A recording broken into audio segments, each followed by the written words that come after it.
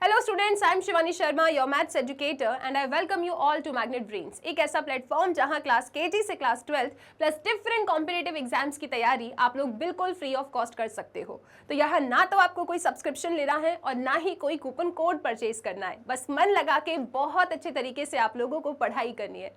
So my class 12th math students, आज इस video में हम डिस्कस करने वाले हैं बेसिक कॉन्सेप्ट्स ऑफ मैथमेटिक्स, जिसमें हमारा टॉपिक रहने वाला है फंक्शंस। इससे पहले भी आप लोगों को एक वीडियो लेक्चर मिला होगा, that is our lesson number 1, जिसमें हम लोगों ने रिलेशंस के बेसिक कॉन्सेप्ट को ब्रश अप किया था। ये सब वही कंसेप्ट हैं जो आप अपनी प्यारी सी क्लास 11th में पढ़कर आए थे, और वो कंसेप्ट्स जो इंपॉर्टेंट है 12th क्लास के लिए, उन सभी कंसेप्ट्स को हम लोग जल्दी से यहाँ पे रिवाइज कर रहे हैं ताकि 12th क्लास के चैप्टर्स आपको बहुत ही ज़्यादा ईजी लगे। ओके, तो सबसे पहले हम लोग डिस्कस करेंगे फंक्शन। ये फंक्शन क्या होता है, राइट? रिलेशन तो हम जान गए कि क्या है, कि relation is a subset of, है ना, ए क्रॉस ए। अगर रिलेशन ए पे डिफाइन है then R is a subset of A cross A. ठीक है, ये सब तो चीज़ें हमने पढ़ ली, लेकिन ये फंक्शन क्या होता है? ठीक है, क्या हर एक रिलेशन फंक्शन होता है? ये सारी चीज़ें हमको डिस्कस करनी है। सो फंक्शन ना बड़ा ही इंटरेस्टिंग टॉपिक है, बड़े प्यार से पढ़ोगे, बहुत मज़े आएगी। फंक्शन में जब आपने क्लास 11th में इसकी डेफिनेशन पढ़ी थी तो कुछ इस तरीके की डेफिनेशन आपके सामने थी। Let A and B be two non-empty set. A function f, A tends to B, is a rule in which every element of set A has one and only one image in set B. सब ऊपर से गया, कोई बात नहीं। अब हम इसको सिंप्लीफाई करेंगे। हमारे पास कोई दो नॉन एम्प्टी सेट है, set A and set B. Okay, a function f such that A tends to B. ये जो फंक्शन है f such that A tends to B, this function is basically a rule. ये function क्या है? एक rule है। कैसा rule है ये? यहाँ पे आपको ना बस दो बातों को पकड़ लेना है। अगर ये दो बातें आपने पकड़ ली तो आप कभी भी जिंदगी में नहीं भूलोगे कि फंक्शन क्या होता है, वो रूल क्या है। उस रूल को मैं थोड़ा सिंप्लीफाई करके आप लोगों के सामने लेकर आती हूँ, फिर हम इसे रीड करेंगे और फिर हम पहचानेंगे डिफरेंट टाइप्स ऑफ मैपिंग को, क्या वो फंक्शन है या नहीं। ठीक है, हमने सिर्फ इतना देखा कि function f such that A tends to B, this is basically a rule. ये एक रूल होता है। कैसा रूल होता है? सिंपल सी बात है कि जो पहला सेट है आपका, ठीक है, तो पहले सेट में किसी को भी सिंगल नहीं होना है। पहले सेट में किसी को भी सिंगल नहीं होना है। इसका मतलब ये है कि पहले सेट से कनेक्शंस होने चाहिए, किसी को भी सिंगल नहीं रहना है। बस अभी आप इतना समझ लो कि इन फर्स्ट सेट जितने भी एलिमेंट्स है they should not B single. ठीक है, okay ma'am. The next topic is कि पहले सेट से ही एक का दो नहीं हो सकता। पहले सेट से ही एक का दो नहीं हो सकता। अगर ये दो चीजें आप चेक कर लेते हो कि हाँ, फर्स्ट सेट में जो आपका ये पहला सेट है इसका कोई भी एलिमेंट खाली नहीं छूटा है और पहले सेट में एक का दो नहीं हुआ है, then definitely my this f is a function. ये f क्या है जी? ये f एक फंक्शन है। तो function is just a rule which says that every element of set ए, यहाँ पे शब्द लिखा है एवरी, इसका मतलब है कि सेट ए में कोई भी सिंगल नहीं है, सबका किसी ना किसी से कनेक्शन है यहाँ पे। Okay, so every element of set A has one and only one image in set B.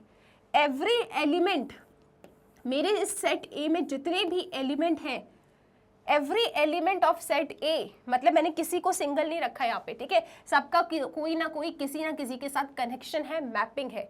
ठीक है, तो इसने क्या कहा है? फंक्शन का पहला रूल क्या है कि भैया पहले एलिमेंट का कोई एलिमेंट खाली नहीं छूटना चाहिए। तो पहले सेट का कोई एलिमेंट खाली नहीं छूट रहा है, वेरी गुड। तो एलिमेंट्स आर नॉट सिंगल। ठीक है, उसके बाद भाई एक का दो नहीं होना चाहिए। एक का दो नहीं होना चाहिए मतलब क्या? कि एक एलिमेंट की एक ही इमेज होनी चाहिए। मतलब 1 should be connected to 6, 1 can not be connected to 7, क्योंकि 1 6 से भी कनेक्टेड, 1 7 से भी कनेक्टेड है, तो ऐसा तो नहीं हो सकता है। ठीक है, तो यहाँ पे वही चीज लिखी है कि every element of set A, मतलब सिंपल सी बात है, ये ऐसा लिखा है, अपन अपने स्टाइल में लिखे तो भैया सेट ए में कोई भी सिंगल नहीं होना चाहिए, सबको उठाना है आपको। ठीक है, तो every element of set A has one and only one image, that means एक का दो इज नॉट अलाउड। अगर ऐसा नहीं है then definitely it is a function. So every element in set A has one and only one image in set B. Therefore, the f is known as function from A to B. तो f function A to B कब कहलाएगा? जब पहले set का कोई भी element खाली नहीं छूटता है, सबके लिए कनेक्शंस हैं और पहले सेट से एक का दो नहीं होना चाहिए. Okay, then it is a function. So I hope कि फंक्शन की डेफिनेशन क्लियर है. अब अगर आपसे किसी ने भी पूछ लिया कि बताओ जल्दी से फंक्शन क्या है, तो कैसे बताओगे? What is a function? Function is a rule. f such that a tends to b, a function f such that a tends to b is a rule. Simple. अब तो इतना याद रखो, फंक्शन एक रूल है कि भाई पहले सेट में किसी भी एलिमेंट को सिंगल नहीं होना है और पहले सेट से एक का दो नहीं होना है. ठीक है, पहले सेट में किसी को भी अकेला सिंगल नहीं रहना है, सबका कनेक्शन होना चाहिए और पहले सेट से एक का दो नहीं होना है. ठीक है, then it is a function. I hope function clear है. अब आप लोग ये कुछ मैपिंग्स मैं आप लोगों के सामने लेके आ रही हूँ कि आप पहचान सकते हो ये मैपिंग फंक्शन है या नहीं. तो फंक्शन कब होता है? जब पहले सेट में कोई भी सिंगल ना रहे और पहले सेट से एक का दो ना हो. ठीक है, अगर ऐसा है then only it is a function. ठीक है, चलो अब ये मैपिंग आपके सामने है. मैपिंग नंबर 1, क्या ये फंक्शन है? एकदम चिल्ला के जोरों शोरों के साथ कमेंट सेक्शन में बता दो क्या ये फंक्शन है. तो आप चेक करोगे मैम कहाँ से कहाँ बताना है ये तो बताओ. अरे यार, इसको आपको ए से बी की तरफ ही बताना है. ठीक है, चलो. तो मैम पहले सेट में कोई भी एलिमेंट खाली नहीं छूटना चाहिए. मैम हम ये देख रहे हैं पहले सेट में कोई सिंगल नहीं है, इसका भी कनेक्शन है, इसका भी कनेक्शन है, इसका भी कनेक्शन है, कोई खाली नहीं छूट रहा है, मतलब मैम सिंगल तो नहीं है. ठीक है, दूसरी कंडीशन, पहले सेट से एक का दो नहीं होना चाहिए. तो मैम देखो ना, ये एक 5 से कनेक्टेड है, 2 4 से कनेक्टेड है, 3 6 से कनेक्टेड है. हाँ मैम, तो कहीं एक का दो नहीं हो रहा, एक एलिमेंट की दो इमेज नहीं आ रही. Yes ma'am, it is a function. तो आप में से कितने बच्चों का कहना है कि पहले क्वेश्चन का आंसर यस है? अगर आप सबने यस बोला है मतलब आप बहुत सही जा रहे हो, फंक्शन को पहचान रहे हो. ऐसे ना टॉपिक को फील करके पढ़ना चाहिए. क्या डेफिनेशन रट रहे हो कि एवरी एलिमेंट इन सेट ए 10 बार पढ़ रहे हो, 10-12 बार पढ़ रहे हो? नहीं, ऐसे नहीं पढ़ना है. What is a function? भैया पहले सेट में किसी को खाली नहीं छूटना है, पहले सेट से एक का दो नहीं होना है, then it is a function. Simple, right. चलो जी, क्या ये फंक्शन है? वही ए से बी की तरफ जा रहे हो, क्या ये फंक्शन होगा? मैम हाँ, पहले सेट में किसी को खाली नहीं छूटना है. मैम इसका कनेक्शन है, इसका कनेक्शन है, परंतु ये बेचारा तो अकेला रह गया, इसका कनेक्शन नहीं है, ये तो सिंगल रह गया. फंक्शन नहीं है ये. ठीक है, एक कंडीशन ही नहीं है, मतलब it is not a function. और साथ में पता है आप ये भी देख रहे हो कि मैम एक का दो हो रहा है, इस 1 का दो इमेज हमारे सामने आ रहा है. 1 की इमेज 4 भी है, 1 की इमेज 5 भी है. आप यहाँ से एक का दो देख रहे हो. वैसे तो पहले ही ये फंक्शन नहीं था, लेकिन स्टिल यहाँ पे तो एक और बड़ी समस्या है, एक का दो हो रहा है. Definitely this is not a function, ये फंक्शन नहीं है. किस किस को ये बात समझ में आ गई? क्या आप पहचान पा रहे हो कि ये मैपिंग फंक्शन नहीं है? क्यों नहीं है? क्योंकि पहले सेट में एक एलिमेंट खाली छूट रहा है, उसका कोई इमेज ही नहीं है, कनेक्शन ही नहीं बेचारे का, और साथ में एक का दो भी हो रहा है साथ में.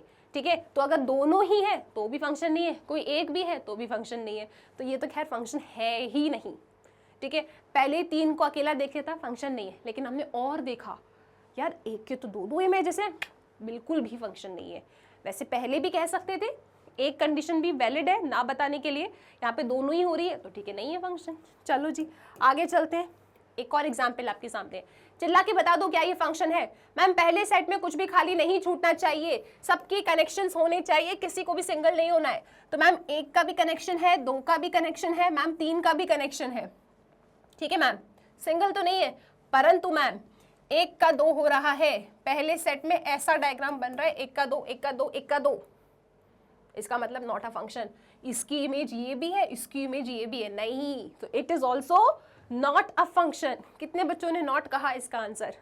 राइट. चलो जी फिर बात करते हैं, क्या ये मैपिंग ए से बी में फंक्शन है? Is it a function? तो आप देख रहे हो कि पहले सेट में कुछ भी खाली नहीं है, सबका कनेक्शन है. ओके, और एक का दो भी नहीं हो रहा है. मैम पर यहाँ तो 2 एलिमेंट एक से कनेक्टेड है, तो वो तो हो सकता है. बस आपको इतना याद रखना है कि यार पहले सेट में सिंगल नहीं है, पहले सेट से एक का दो नहीं होना है, सब पहला सेट है, फर्स्ट सेट. ठीक है जी, तो पहले सेट में सिंगल भी नहीं होना है और पहले सेट में एक का दो भी नहीं होना है. तो ठीक है, कोई सिंगल भी नहीं है, एक का दो भी नहीं हो रहा है, नो प्रॉब्लम, परफेक्ट. ठीक है, क्लियर है सबको जी? राइट, चलो जी। सो ये हो गया इट इज अ फंक्शन। कितने बच्चे यस कह रहे थे? जितने बच्चे ने भी यस कहा, yes definitely it is a function, आप पहचानना सीख गए। अब अगर कोई आपसे पूछे बताओ फंक्शन क्या है, तो क्या बोलोगे? सुनो मैम, फंक्शन ए से बी की तरफ एक रूल होता है जो सिर्फ ये कहता है कि पहले सेट में कोई भी एलिमेंट को खाली नहीं होना है, सबका कनेक्शन होना है, और पहले सेट से एक का दो नहीं होना है। Right, then it is a function. बस इतना काफी है। ठीक है जी। मैथ्स वालों को कोई डिफाइन करने को तो आता नहीं है पेपर में, हमें तो कंसेप्ट समझना है, जैसे भी समझो। राइट, चलो बेटा अगला सवाल, क्या ये फंक्शन है? मैम ए से बी की तरफ जाना है। हाँ जी, ए से बी की तरफ जाना है। क्या ये फंक्शन है? नहीं है मैम, क्योंकि पहले सेट में एक एलिमेंट सिंगल रह गया, दैट इज 4। इस बेचारे का तो कोई कनेक्शन ही नहीं है, इसका मतलब it is not a function. तो इसका आंसर क्या होगा? No, it is not a function. ये फंक्शन नहीं है। Identify which of them is a function. This is not a function. Why? Because 4 single रह गया, उसका कोई भी कनेक्शन नहीं है। क्या ये फंक्शन है? नहीं है मैम। अरे कितने बच्चे चिल्ला के कह रहे हैं नहीं है मैम। क्यों नहीं है ये फंक्शन? फंक्शन की क्या डेफिनेशन सीखी है आपने? कि अगर कोई function f such that a tends to b की तरफ है, तो ये फंक्शन तब कहलाएगा जब पहले सेट में नथिंग इज सिंगल, सबका कनेक्शन है। ठीक है, सिंगल नहीं होना चाहिए बेटा, और साथ में एक का दो नहीं होना चाहिए। ठीक है, सिंगल हो गया तो फंक्शन नहीं है, एक का दो हो गया तो भी आपका फंक्शन नहीं। तो सिंगल भी नहीं होना है, एक का दो भी नहीं होना है, तब भी फंक्शन कहलाओगे। सिंगल हो गए, एक का दो हो गया तो फंक्शन नहीं होगा। ठीक है, यहाँ पे आप देख रहे हो कि जितने भी एलिमेंट है यहाँ पे इन सब का कोई ना कोई कनेक्शन है, कोई सिंगल नहीं है। ठीक है, और यहाँ पे कहीं एक का दो भी नहीं हो रहा है। पर मैम ये तो बेचारा अकेला रह गया ना। तो सेट बी में कोई सिंगल रहे या कुछ भी रहे, उससे हमको फर्क नहीं पड़ता है। हमको पूरा जो प्रायोरिटी रखनी है ना, वो सेट ए पे रखनी है। सेट ए में कोई को भी खाली नहीं छूटना है, किसी को भी सिंगल नहीं होना है, और सेट ए में ही एक का दो नहीं होना है। सिंगल नहीं होना है, एक का दो नहीं होना है। अगर ऐसा है तो तुम फंक्शन हो, सिंगल हो, एक का दो हो तो तुम फंक्शन नहीं हो। That's it. So I hope कि ये क्लियर है। तो इसका आंसर क्या होगा जी? Is it a function? Yes, it is a function. अब चलते हैं अगले सवाल की तरफ। नेक्स्ट टॉपिक है अपना इमेज एंड प्री इमेज। क्या होता है फंक्शन में? ठीक है, तो वैसे तो आप सब लोग जानते हो, लेकिन स्टिल आ जाओ एक बार डिस्कस कर लेते हैं इसको। मान लीजिए कि ये आपका कोई सेट ए है and this is set B. ठीक है, फंक्शन मेरा ए से बी की तरफ डिफाइन है। हम जानते हैं यार यहाँ पे बहुत सारे एलिमेंट होंगे और इधर भी कुछ अपने एलिमेंट्स होंगे। अब ये फंक्शन है तो डेफिनेटली सेट ए में कोई सिंगल नहीं है, सबका कनेक्शन है।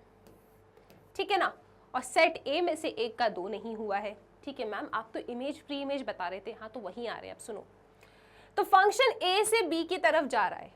मान लो कि यहाँ रखा है ए, यहाँ रखा है बी, यहाँ रखा है C, this is D, this is E and this is F.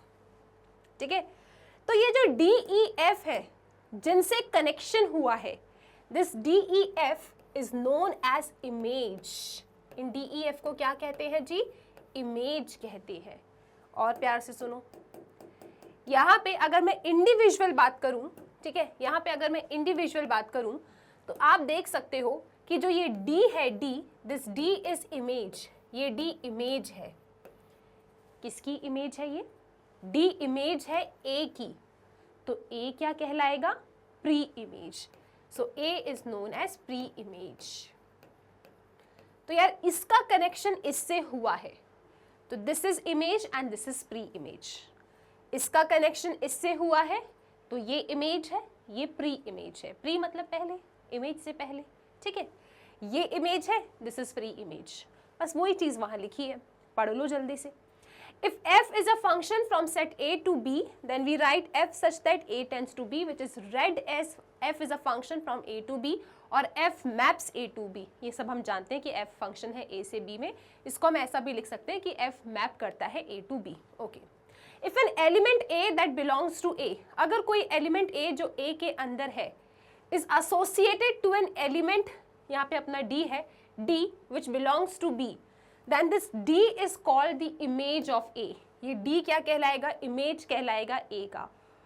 Also A is called pre-image of B, और ये A क्या कहलाएगा? D का pre-image कहलाएगा। वही बात है, A का कनेक्शन D से हुआ है तो D इमेज है A की, और A क्या है जी? A आपकी प्री इमेज है।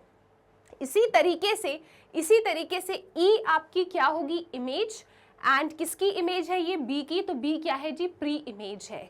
एफ क्या है, इमेज, तो ये इसका सी क्या है, प्री इमेज है। So I hope pre image and image का कंसेप्ट क्लियर है।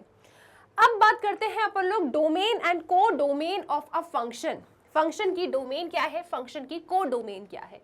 तो यहाँ पे आप लोग देख रहे हो कि if F is a function from A to B, F अगर कोई फंक्शन है ए से बी की तरफ, ठीक है, एफ अगर मेरा कोई फंक्शन है ए से बी की तरफ, then this set A is known as domain. तो जो आपका ये सेट ए है, इस सेट ए को हम क्या कहते हैं, डोमेन कहते हैं, ठीक है।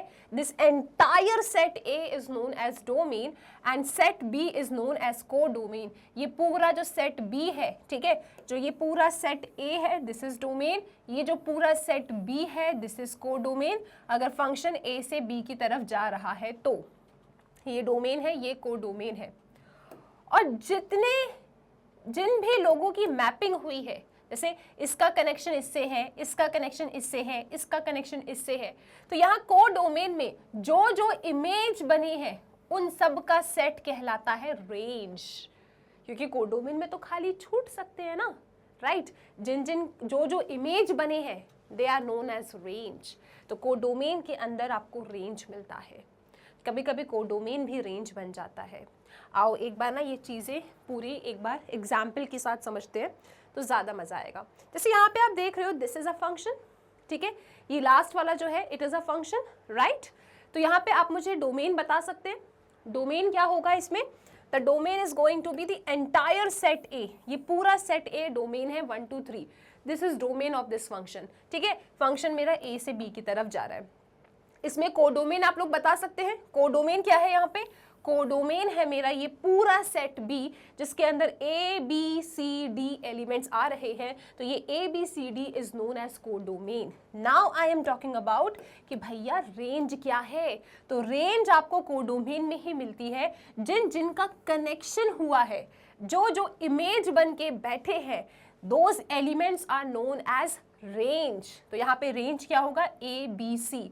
तो एंटायर सेट ए, फंक्शन अगर ए से बी की तरफ जा रहा है तो entire set A is known as domain, entire set B is known as codomain, and set B में जो जो इमेज है उन्हें कहते हैं रेंज, ठीक है। सो आई होप कि डोमेन, को डोमेन और रेंज का कंसेप्ट आपको क्लियर हो गया है, ठीक है। तो वही डायग्राम से डिपिक्ट किया है यहाँ पे, एंटायर पूरा सेट ए इज डोमेन, पूरा set B is codomain, जितनों का कनेक्शन हुआ है they are known as range, ठीक है। चलो अब हम बात करेंगे कुछ एग्जाम्पल्स की।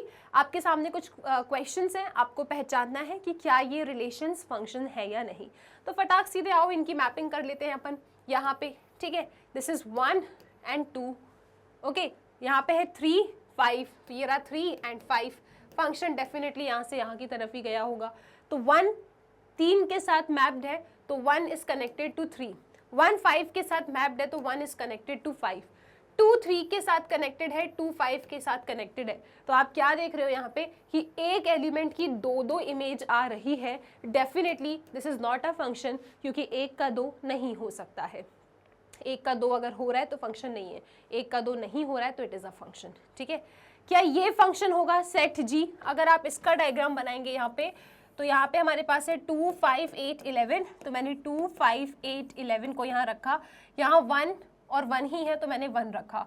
आप देख रहे हो यार 2 का कनेक्शन 1 से भी है, 5 का कनेक्शन भी 1 से है, 8 का कनेक्शन भी 1 से है, 11 का कनेक्शन भी 1 से है। क्या ये जो मेरा जी फंक्शन है जो यहाँ से यहाँ की तरफ जा रहा है, क्या ये जी फंक्शन मेरा फंक्शन है, मतलब जी रिलेशन मेरा फंक्शन है? किसको लगता है कि ये फंक्शन होगा? फंक्शन की कंडीशन क्या है कि पहले सेट में कुछ भी खाली नहीं छूटना चाहिए और पहले सेट से एक का 2 नहीं होना चाहिए। ना तो यहाँ पे कोई खाली छूट रहा है और ना ही यहाँ पे एक का 2 हो रहा है। यहाँ पे मैनी 1 हो रहा है, बहुत सारे लोग एक से कनेक्टेड है, कोई प्रॉब्लम नहीं है। एक का 2 तो नहीं हो रहा ना कि 2 की 2 इमेज है, 5 की 2 इमेज है, ऐसा तो नहीं हो रहा है, राइट। तो ना तो कुछ खाली छूट रहा है ना ही एक का 2 हो रहा है, definitely it is a function, ठीक है। एक का 2 हो रहा है क्या? नहीं हो रहा है, ठीक है। ऐसा डायग्राम बन रहा है क्या पहले सेट से? नहीं बन रहा है। पहले सेट में कोई खाली छूट रहा है क्या? नहीं छूट रहा, मतलब it is a function, okay. चलो अब इस एच रिलेशन को देखते हैं, क्या ये आपका एच रिलेशन फंक्शन होगा? तो आओ इसका डायग्राम बनाते हैं सबसे पहले, ठीक है। तो यहाँ पे 2, 4, 6, 8, 10, 12 है, तो 2, 4, 6, 8, उसके बाद क्या है 10 है, फिर आपके पास 12 है, ठीक है जी। 2, 4, 6, 8, 10, 12, यहाँ पे क्या है 1, 2, 3, 4, 5 एंड 6, तो मैंने इनको भी ले लिया 1, 2, 3, 4, 5, 6। अब 2 किससे कनेक्टेड है बेटा जी? 2 1 से कनेक्टेड है, 4 2 से कनेक्टेड है, 6 3 से कनेक्टेड है, 8 4 से कनेक्टेड है, 10 5 से कनेक्टेड है, 12 6 से कनेक्टेड है। क्या ये रिलेशन फंक्शन होगा? Definitely it is a function, क्योंकि आप देख रहे हो यहाँ पे हर एक एलिमेंट का कनेक्शन हो रहा है, पहले सेट में कोई भी खाली नहीं छूट रहा है और पहले सेट में से एक का 2 भी नहीं हो रहा है, that means it is a function. So I hope कि ये बातें क्लियर हो गई हैं, अब आप आसानी से पहचान लोगे कि कोई फंक्शन है या नहीं है। The very next topic which we have to study is the graph of some function. अब ये जो आपका टॉपिक है graph of some function, this is useful class 12th में आपका चैप्टर नंबर 8 है। चैप्टर नंबर 8 का नाम क्या है? Application of integrals. तो वहाँ पे ग्राफ बनाने के लिए आता है पेपर में, तो वहाँ पे ये इंपॉर्टेंट हो जाएगा, ठीक है। तो इसीलिए एक बार हमने जो ग्राफ पढ़े थे अपने 11th क्लास में, उन सब ग्राफ को एक बार डिस्कस कर लेते हैं, ठीक है। और जो हम ये फंक्शन पढ़ रहे हैं ना, ये सब फंक्शन आपके रियल वैल्यूड फंक्शन है, मतलब आउटपुट हमेशा आपको रियल नंबर देंगे, ठीक है। तो सबसे पहला फंक्शन आप देखते हो आइडेंटिटी फंक्शन। तो आइडेंटिटी फंक्शन का मतलब क्या है कि यार देखो, F is a function from R to R, ठीक है। मेरा डोमेन ये है और मेरा कोडोमेन भी आर है, तो एफ मेरा फंक्शन है आर से आर की तरफ, और इसकी डेफिनेशन क्या है? F of x is equal to X, ये इसकी डेफिनेशन है, ठीक है। डेफिनेटली जो एक्स होगा वो आर में बिलोंग करेगा, ठीक है। तो ये इसकी डेफिनेशन है। अच्छा, एक बात हमेशा ना आप ऐसे याद रख लो कि इस फंक्शन में ये जो एफ ऑफ एक्स होता है ना, इसका मतलब वाई होता है, ठीक है, ये आप याद रख लीजिए। तो मुझे गिवन है कि f is a function from r to r, इसकी डोमेन है रियल नंबर, इसकी कोडोमेन भी है रियल नंबर, ठीक है। तो रेंज भी रियल नंबर ही होगी। तो यहाँ पे आप देख रहे हो कि y फंक्शन की डेफिनेशन क्या है कि f of x is equal to x है। f ऑफ x को ही हम क्या कहते हैं? y कहते हैं। तो अगर इनडायरेक्टली देखा जाए तो ये हमें कह रहे हैं कि y is equal to x का ग्राफ बनाना है। तो y is equal to x का ग्राफ अगर नहीं पता है तो बेटा याद रखो, ये तो वो स्ट्रेट लाइन है जो ओरिजिन से पास कर जाती है। और मान लो किसी को नहीं पता था, तो हमने 10th क्लास तो डेफिनेटली पढ़ी है। 10th क्लास में आपने ग्राफ को प्लॉट करना सीखा है। यहाँ x लिख लो, यहाँ पे y लिख लो। आपने x को 0 लिया, y 0 आ गया। x को 1 लिया, y 1 आ रहा है, ठीक है। x को 2 ले लोगे तो y भी 2 आ रहा है। अगर आपने x को -1 लिया तो y भी कितना आ जाएगा बेटा? -1 आ जाएगा। तो जब आप इसे प्लॉट करोगे तो एक स्ट्रेट लाइन मिलेगी जो ओरिजिन से पास कर रही है, ठीक है। x0 है, y0 है, x1 है, y1 है, x2 है, y2 है, 3 है तो 3 है, 4 है तो 4। सिमिलरली यहाँ पे तो ये एक स्ट्रेट लाइन है जो ओरिजिन से पास करती है, और इस फंक्शन को हम कहते हैं आइडेंटिटी फंक्शन, ठीक है। तो ये आपके आइडेंटिटी फंक्शन का ग्राफ था। इसके बाद नेक्स्ट ग्राफ आपने सीखा है कांस्टेंट फंक्शन का, जो आपके सामने यहाँ पे रखा है। अगेन यहाँ पे जो मेरा फंक्शन है, ठीक है, उसकी डोमेन है रियल नंबर्स और इसका जो कोडोमेन है वो भी रियल नंबर्स है। So F is a function from R to R, और एफ ऑफ एक्स की डेफिनेशन क्या है जी? एफ ऑफ एक्स की डेफिनेशन है सी, ठीक है। अब आप लोग हमेशा याद रखना यार, ये एफ ऑफ एक्स कुछ नहीं y ही होता है। तो बेसिकली आपको y is equal to C plot करना है, ठीक है। तो y is equal to C plot करना है, तो इसका मतलब क्या है? अगर मान लो मैं आपसे कहूँ क्या बेटा मुझे y is equal to 2 mark करके दिखाओ, तो कैसे मार्क करते आप? ठीक है। सो अगर मैं आपसे कहती है यार y is equal to 2 mark करके दिखाओ, तो y इज इक्वल टू 2 कैसे मार्क करते? This is x axis, this is y axis, है ना जी, this is negative direction of y axis. तो y इज इक्वल टू 2, तो मान लो ये 1 है ये 2 है, तो y इज इक्वल टू 2 आपको ये मिलता। तो y is equal to 2 will be a horizontal line जो x एक्सिस से पैरेलल है। तो ऐसे ही y is equal to c बनाना है, तो f ऑफ x का मतलब y होता है, ठीक है। तो y is equal to c बनाना है, तो ये रही आपकी y is equal to c line. I hope ये क्लियर है। इसे कहते हैं अपन कांस्टेंट फंक्शन, ठीक है। क्लियर है सब लोगों को? सो यहाँ पे हमने इसका ग्राफ भी देख लिया। अब हम बातें करते हैं the next function which is a polynomial function, और उसमें से हमने कौन सा पॉलिनोमियल फंक्शन लिया है? ये वाला। तो यहाँ पे जो मेरा फंक्शन है वो जा रहा है r से r की तरफ। एक बहुत इंपॉर्टेंट चीज़ मैं आपको बता दूं, जब आप लोग अपने 12th क्लास की NCERT बुक में एक्सरसाइज 1.2 की स्टार्टिंग के फर्स्ट सेकंड थर्ड क्वेश्चन पढ़ोगे ना, बहुत मज़े आने वाली है। बहुत ही ज़्यादा मज़े आने वाली है, क्योंकि वहाँ पे आप पता है ये देखोगे कि यार ये जो लिखते हैं ना, ये ऐसे टाइम पास के लिए नहीं लिखते हैं, ये अगर बदल गए, ठीक है ना, यहाँ पे नेचुरल नंबर कर दिया, यहाँ पे भी n कर दिया, ठीक है, ऐसा लिख दिया n टेंस टू n, या फिर इन्हें ऐसा कर दिया कि w टेंस टू w, या फिर इन्हें ऐसा कर दिया कि भैया इंटीजर से इंटीजर की तरफ जा रहे हैं, और फंक्शन की डेफिनेशन सेम है, f of x is equal to X square only, लेकिन उनका डोमेन कोडोमेन वगैरह चेंज हो गया है, तो ये फंक्शन ना अलग तरीके से अपना बिहेवियर शो करने लग जाता है। और वो क्या बिहेवियर शो करता है वो आप 1.2 जब एनसीईआरटी बुक को फॉलो करोगे तब आपको पता चलेगा। तो याद रखिएगा कि 12th क्लास में, ठीक है, ये जो छोटी छोटी बातें होती है ना, ये बहुत इंपॉर्टेंट और बहुत ही ज़्यादा इंपॉर्टेंट होती है। तो यहाँ पे अभी ऐसी हैबिट बना लो कि कुछ भी लिखा है उसे रीड करोगे। F such that R tends to R का मतलब क्या है कि भैया डोमेन भी आर है, कोडोमेन भी आर है, ठीक है, और फंक्शन की डेफिनेशन क्या है, F of X equal to X square है।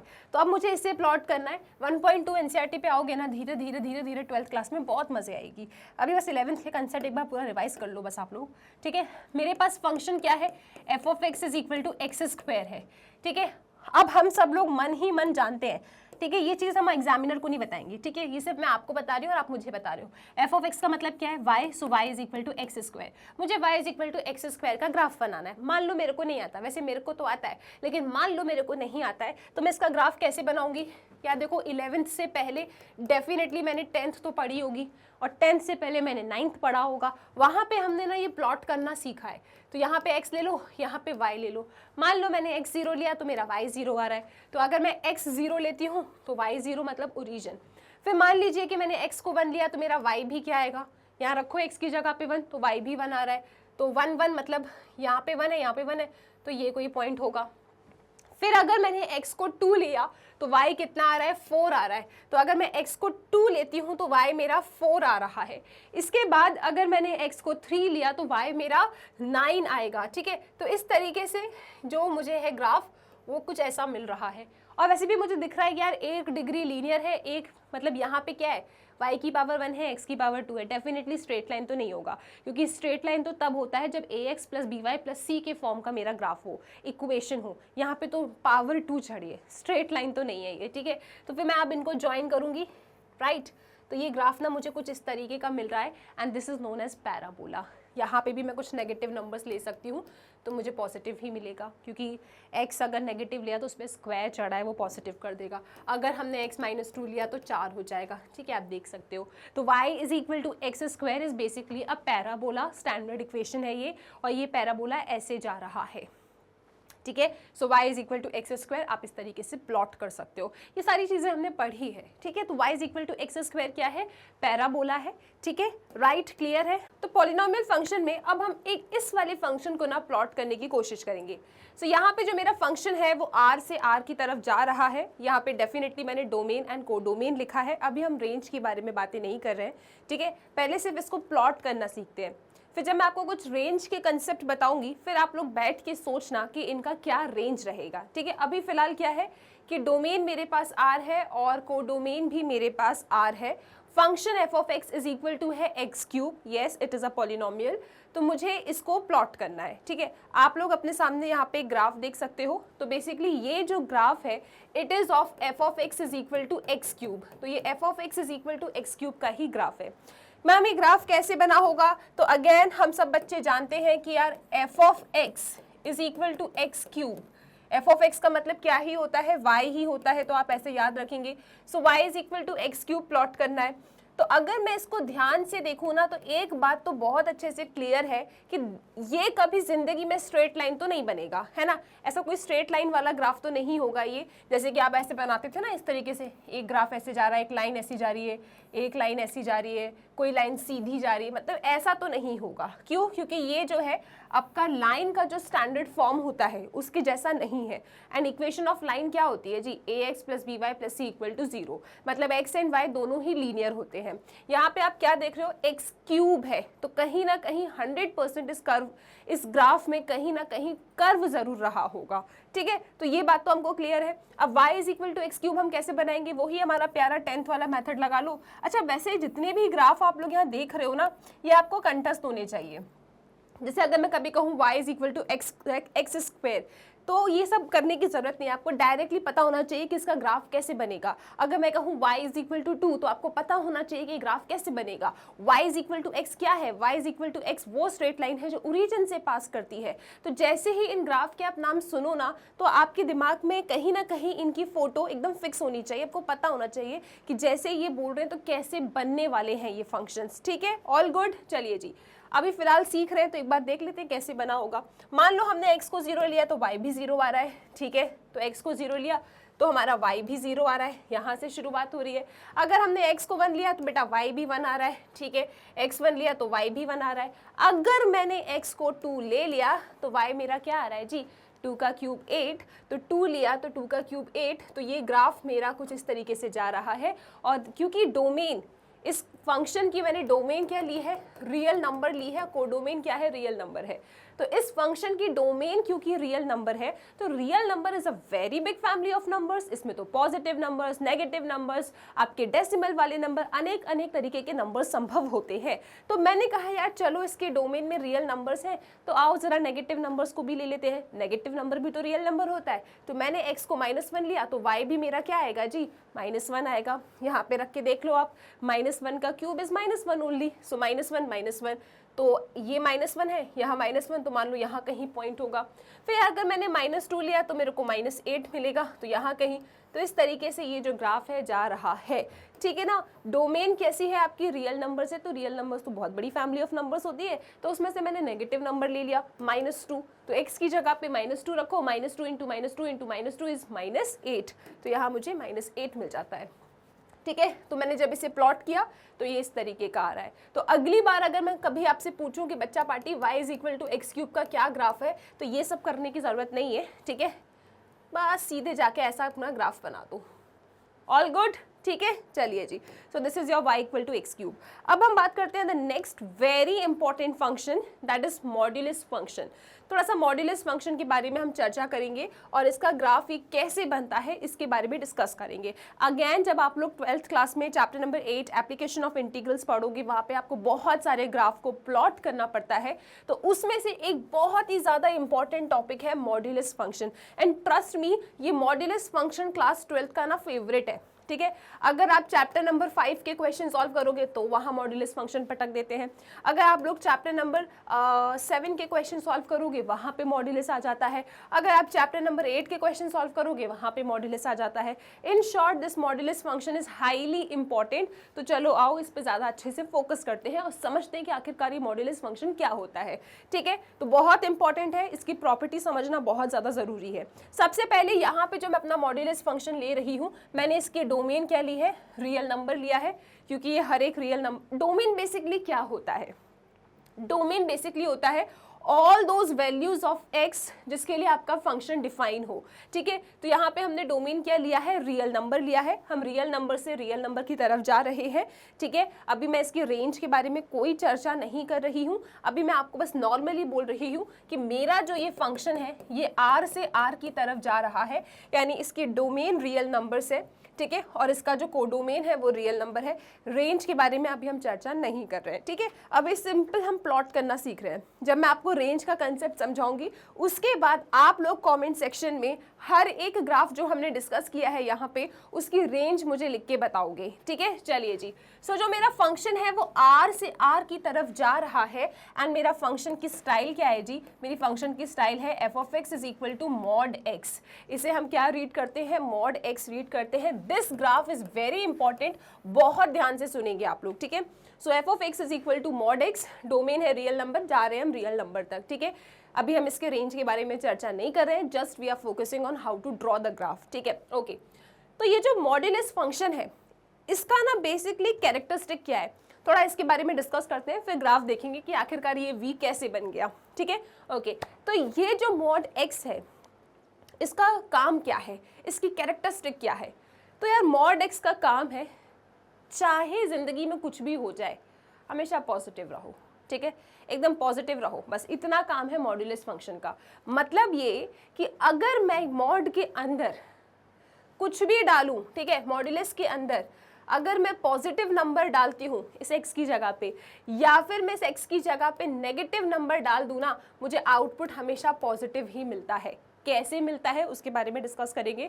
अब एकदम आपको हल्का हल्का बता रही हूँ, वो आपको समझना है कि मॉड्यूलस के अंदर आप कुछ भी डालो, output is always always always positive. ठीक है, तो अगर कोई आपसे कहे बेटा मॉड ऑफ 4 क्या है, तो इसका आउटपुट पॉजिटिव होगा, 4 ही होगा। कोई आपसे कहे व्हाट इज मॉड ऑफ -4, तो भी इसका आउटपुट 4 ही होगा, पॉजिटिव ही होगा। तो मॉड्यूलस फंक्शन का काम क्या है, चाहे आप उसमें पॉजिटिविटी डालो, चाहे आप उसमें नेगेटिविटी डालो, वो हमेशा पॉजिटिविटी ही आपको देता है। ठीक है, सो मॉड्यूलस फंक्शन का काम है पॉजिटिव बनाना। अब आखिरकार ये इतनी शक्ति इसके पास आई कैसे, ये कैसे बनाता है पॉजिटिव, तो ये मॉड्यूलस की डेफिनेशन ही हमको समझाती है। मॉड्यूलस फंक्शन की डेफिनेशन क्या है कि f of x is equal to mod x। अब बहुत ध्यान से सुनना कि ये कैसे सबको पॉजिटिव बनाता है। कुछ तो रूल होगा ना, ऐसे ही थोड़ी होता है कि मॉड के अंदर -2 डाला आंसर इज 2, ऐसी थोड़ी है कि मॉड के अंदर पॉजिटिव 2 डाला तो 2 ही हुआ। कुछ डेफिनेशन होगी, कुछ लॉजिक होगा। तो वो लॉजिक क्या है, सुनो। यहाँ पे ये जो मॉड x है ना, ये तो सिर्फ आपने ऐसा लिखा है, लेकिन आखिरकार ये ओपन कैसे होता है, इसकी डेफिनेशन क्या, अब हम उसको डिस्कस कर रहे हैं।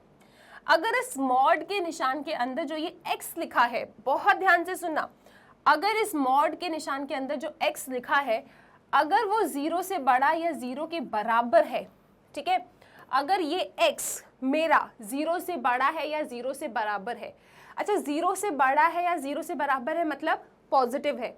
ठीक है, अगर मॉड के अंदर लिखा हुआ x मेरा पॉजिटिव है तो आउटपुट हमेशा पॉजिटिव x ही होगा। ठीक है, अब अगर मॉड के अंदर लिखा हुआ मेरा x 0 से कम है, 0 से कम है इसका मतलब कैसा है जी, नेगेटिव है। ठीक है, तो जब ये मॉड का निशान हटेगा यहां से, तो इसका आउटपुट होगा -x। नहीं आया समझ में, फिर समझो। सुनो बेटा, मॉड की डेफिनेशन सुनना है आपको। मॉड का काम क्या है, पहले आप वो लिख लो, फिर ऐसा कैसे होता है वो समझाऊंगी। मॉड ऑफ -4 4 होता है, एंड मॉड ऑफ 4 भी 4 होता है। अब ये कैसे होता है वो मैं आपको समझाने जा रही हूँ with the help of this formula. हमने ये देखा कि यार मॉड x है, इस मॉड के निशान के अंदर जो ये x लिखा है, अगर ये 0 या 0 से बड़ा है, इन शॉर्ट अगर मॉड के अंदर लिखा हुआ x पॉजिटिव है तो ये तो सिंपल x की तरह ओपन होगा। लेकिन अगर मॉड के निशान के अंदर जो x लिखा है वो 0 से छोटा है तो ये नेगेटिव के साइन के साथ ओपन होगा। ठीक है, ये इसकी डेफिनेशन है। Let us apply this definition. तो अगर मैं इसको पकड़ती हूँ मॉड ऑफ -4 को, तो आप क्या देख रहे हो कि मॉड के अंदर लिखा हुआ ये जो टर्म है -4, ये तो यार 0 से छोटा है, और अगर ये मेरा 0 से छोटा है तो जब मॉड का निशान हटेगा तो साथ में माइनस का साइन आएगा, तो माइनस माइनस क्या कर देगा इसको, माइनस माइनस इसको पॉजिटिव कर देगा। इसीलिए मॉड ऑफ -4 इज 4 ओनली। ठीक है, तो हमने क्या देखा कि अगर मॉड के निशान के अंदर का टर्म अगर 0 से छोटा है तो आप मॉड को हटाएंगे, नेगेटिव साइन के साथ इसको लिखेंगे। मॉड के अंदर लिखा हुआ टर्म -4 है, इट इज लेस देन 0, तो जब मैं इस मॉड के निशान को हटाऊंगी, ठीक है, तो कैसे लिखूंगी, देखो ना, x क्या है मेरा -4, और जब मॉड का निशान हटेगा तो नेगेटिव का साइन आएगा अकॉर्डिंग टू द डेफिनेशन, तो वो पॉजिटिव हो जाएगा। All good. अब मान लीजिए कि यार यहाँ पे ना सिंपल मॉड 4 लिखा है, तो मॉड 4 लिखा है इसका मतलब क्या, मॉड के अंदर जो टर्म है this is greater than equal to 0, 0 से बड़ा है, पॉजिटिव है, तो मॉड का निशान हटाएगा, सिंपल आपका टर्म आ जाएगा। तो इस तरीके से ये मॉड जब हटता है तो हमेशा आउटपुट पॉजिटिव आता है। सो आई होप कि ये कहानी क्लियर है। तो इसके डेफिनेशन आपको याद रखना है कि f of x is equal to mod x है। अब ये कैसे ओपन होता है, अगर मॉड के अंदर लिखा हुआ ये x greater than equal to 0 है, यानी खुद से ही पॉजिटिव है, तो पॉजिटिव की तरह ओपन होगा, राइट। मॉड के अंदर लिखा हुआ x अगर 0 से छोटा है तो मॉड का निशान हटेगा और माइनस का साइन आ जाएगा, फिर आपको अपना x कॉपी करना है। ठीक है, क्लियर है। अब हम इसके ग्राफ को देखते हैं कि आखिरकार इसका ग्राफ ऐसे बना कैसे है। तो सबसे पहले आप क्या करेंगे ना, सबसे पहले आप बना लेंगे वही अपना डब्बा। ठीक है जी, तो यहाँ पे आप जानते हैं f of x का मतलब y होता है, हम सब जानते हैं। ठीक है, यहाँ पे आपने x लिया, यहाँ पे आपने y लिया। अब y is equal to x है when x is greater than equal to 0 है। ठीक है, तो अगर आपने x 0 लिया तो यहाँ पे डालेंगे 0, y भी 0 आ रहा है। अगर आपने x1 लिया, x1 लिया मतलब इधर लाई कर रहा है, x greater than equal to 0 का मतलब क्या है कि x इक्वल टू 1 भी इधर आएगा। तो अगर x 1 है तो यहाँ पे आप रखेंगे तो y की वैल्यू भी क्या आ रही है, 1 आ रही है। अगर मैंने x 2 लिया, अगर x की वैल्यू 2 है तो 2 भी ग्रेटर देन इक्वल टू 0 है, तो आप ये वाली डेफिनेशन लेंगे तो y की वैल्यू क्या आएगी, 2 ही आएगी। अब सपोज कीजिए मैंने x की वैल्यू -1 ले ली, तो x की वैल्यू -1 यहाँ पे आएगी या फिर यहाँ पे आएगी, डेफिनेटली यहाँ पे आएगी। अगर मैंने x -1 लिया तो -1 मेरा 0 से छोटा है, ठीक है, तो यहाँ पे x की जगह पे आप -1 रखोगे तो -1 इट विल बिकम +1, तो y मेरा क्या आएगा, +1 आएगा, ठीक है। अगर मैंने x -2 लिया, ठीक है, अगर मैंने x -2 लिया, डेफिनेटली यहाँ पे रखूंगी -2 मेरा 0 से छोटा है ना, -2 0 से बड़ा तो नहीं है, 0 से छोटा है, मतलब ये वाली डेफिनेशन लगा के y की वैल्यू निकालूंगी। तो यहाँ पे x की जगह पे आपको -2 रखना है, तो दिस इज -2 कितना हो रहा है जी, y आपका पॉजिटिव आ रहा है। अब चल के इसे प्लॉट करते हैं, x 0 है तो y 0 है, ठीक है, x 1 है तो y 1 है, ठीक है, x 2 है तो y 2 है, ठीक है, उसके बाद x -1 है तो y 1 है, ठीक है जी, यहाँ पे आएगा। उसके बाद x -2 है तो y 2 इधर आएगा, और दोनों ही मेरे x एंड y लीनियर है तो स्ट्रेट लाइन चली जाएगी। इस तरीके से v शेप बनेगा यहाँ पे, and this is your modulus function. क्या ये बातें हमको समझ में आ रही है? तो यहाँ पे हमने इतना सीखा कि जो मॉड्यूलस फंक्शन होता है मेरा y is equal to F of X, that is equal to mod x, इसको कैसे ओपन करना है, इसमें केसेस बनते हैं। अगर मॉड के अंदर लिखा हुआ टर्म पॉजिटिव है तो ये पॉजिटिव x की तरह ओपन होगा, और अगर मॉड के अंदर लिखा हुआ टर्म नेगेटिव है तो यहाँ पे नेगेटिव x की तरह ओपन होगा, एंड कुल मिला के आउटपुट आपको जिंदगी भर पॉजिटिव ही मिलेगा। कैसे मिलेगा सब डिस्कस कर लिया, और ये इसका ग्राफ आपके सामने रखा है। आई विश कि मॉड्यूलस फंक्शन क्लियर है कैसे इसका हमने ग्राफ बनाया। नेक्स्ट टॉपिक है आपका सिग्नम फंक्शन। सिग्नम फंक्शन का ग्राफ कैसे बनाना है इसको हम डिस्कस करते हैं। क्या है, ग्राफ आपके सामने है, लेकिन आखिरकार ये ग्राफ ऐसा कैसे बना है तो ये हम लोग डिस्कस कर लेंगे, ठीक है। तो सबसे पहले आप यहाँ देख रहे हो कि हम जितने भी फंक्शंस का ग्राफ यहाँ डिस्कस कर रहे हैं, all these functions are real functions, ठीक है। रियल फंक्शन का मतलब क्या यार, इसका डोमेन भी R है, इसका कोडोमेन भी R है, ठीक है, ओके जी। R का मतलब क्या होता है, real numbers, and real numbers is a very big family of numbers. इसमें पॉजिटिव, नेगेटिव, डेसिमल, फ्रैक्शन सब आ जाता है, ठीक है जी। अब सिग्नम फंक्शन कहता क्या है, इस बेचारे का कैरेक्टरिस्टिक क्या है, इसकी डेफिनेशन क्या है।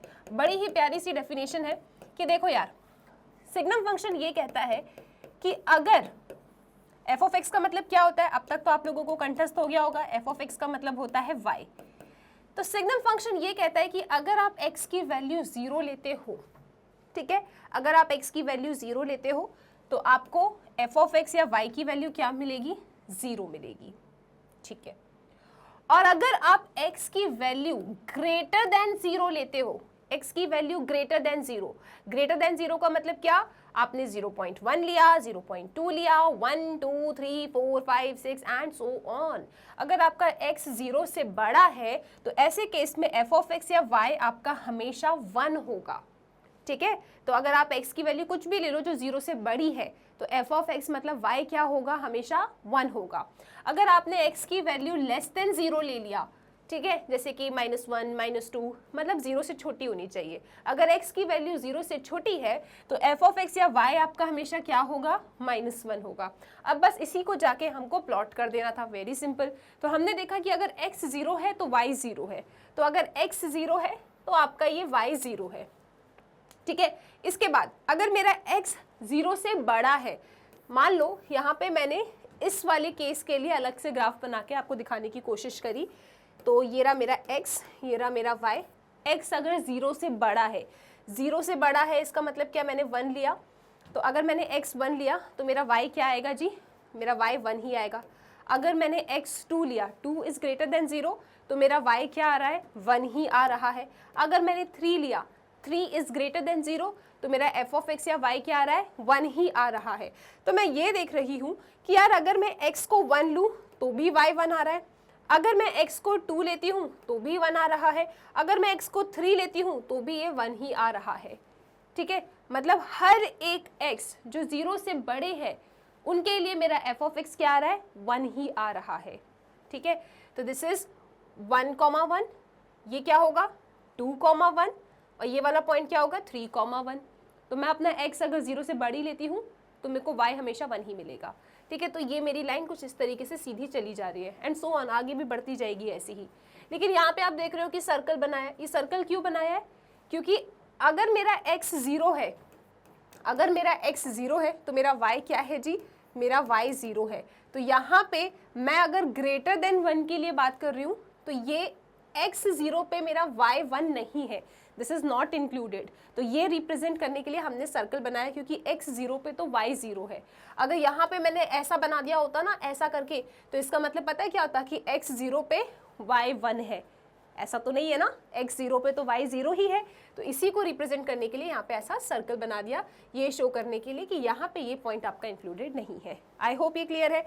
इसी तरीके से आप अपना दूसरा केस ले लेंगे। दूसरा केस क्या है कि यार x अगर 1 से छोटा है, x अगर आपका 0 से छोटा है, यहाँ पे आपने x लिया, यहाँ पे आपने y लिया, x अगर 0 से छोटा है आपने -1 ले लिया, आपने -2 ले लिया, -3 ले लिया एंड सो ऑन। ऐसे नंबर्स ले लो जो 0 से छोटे हैं।